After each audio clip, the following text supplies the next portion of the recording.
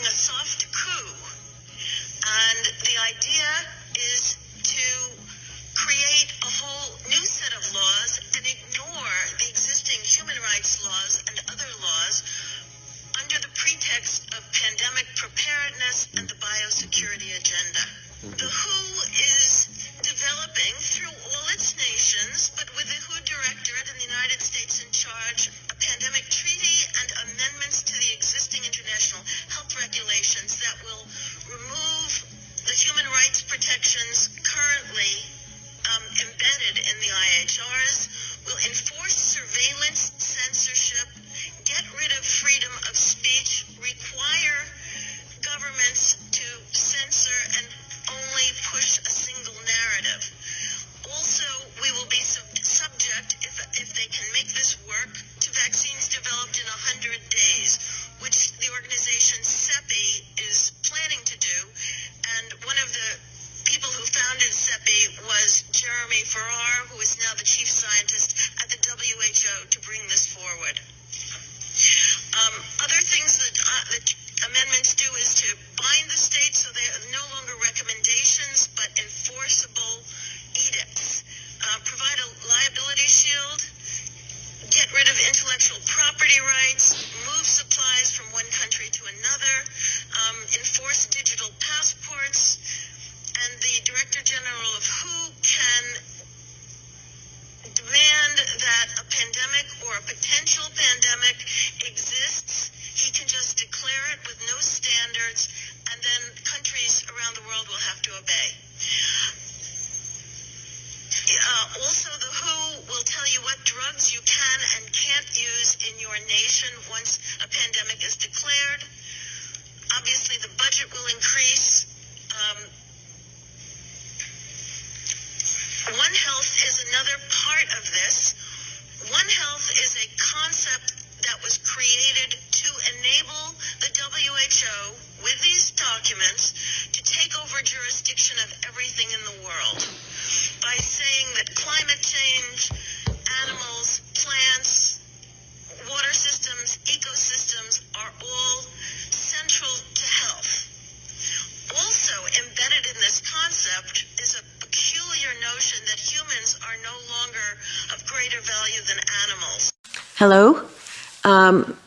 My name is Dr. Meryl Nass, and I and Dr. Kat Lindley will be talking about the new WHO documents. You've heard from my last two colleagues that the rulers of many countries and many other apparatchiks have been wantonly breaking the law over the last 3 years. They have had no concern about obeying the law, and they want to protect themselves. That's it. Oops. Okay. We're undergoing a soft coup, and the idea is to create a whole new set of laws and ignore the existing human rights laws and other laws under the pretext of pandemic preparedness and the biosecurity agenda. 70 countries at least are involved with this, 50 supported by the US. And the justification requires you to believe that pandemics are common and that they're caused by humans catching diseases from animals, from what they call spillover. And Fauci and Daszak have pushed this idea continuously over the last 3 years. Two examples. This is one Tony Fauci said in the journal Cell. In a human-dominated world in which our human activities represent aggressive, damaging, and unbalanced interactions with nature, we will increasingly provoke new disease emergences.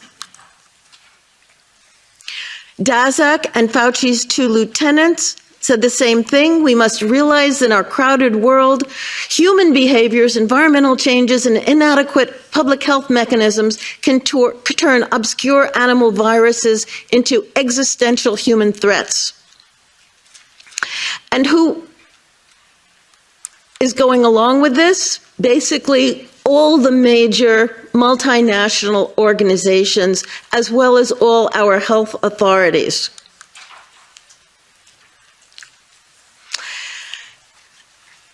The WHO is developing through all its nations, but with the WHO Directorate in the United States in charge, a pandemic treaty and amendments to the existing international health regulations that will remove the human rights protections currently embedded in the IHRs, will enforce surveillance, censorship, get rid of freedom of speech, require governments to censor and only push a single narrative.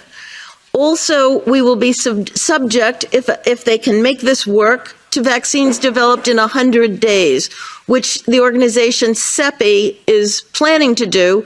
And one of the people who founded CEPI was Jeremy Farrar, who is now the chief scientist at the WHO to bring this forward. Other things that the amendments do is to bind the states so they're no longer recommendations, but enforceable edicts. Provide a liability shield, get rid of intellectual property rights, move supplies from one country to another, enforce digital passports, and the Director General of WHO can demand that a pandemic or a potential pandemic exists. He can just declare it with no standards, and then countries around the world will have to obey. Also, the WHO will tell you what drugs you can and can't use in your nation once a pandemic is declared. Obviously, the budget will increase. One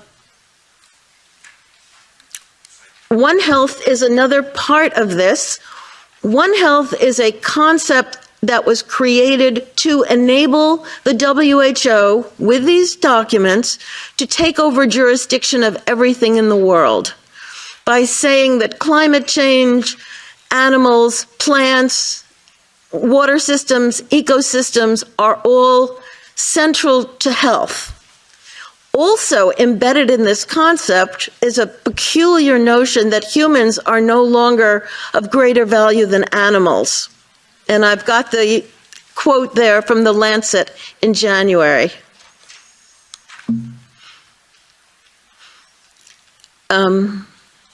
Nope. Yeah, no, I had one more. Oh, okay. He has left. This is not my latest version of the slide deck. It's okay. Thank you.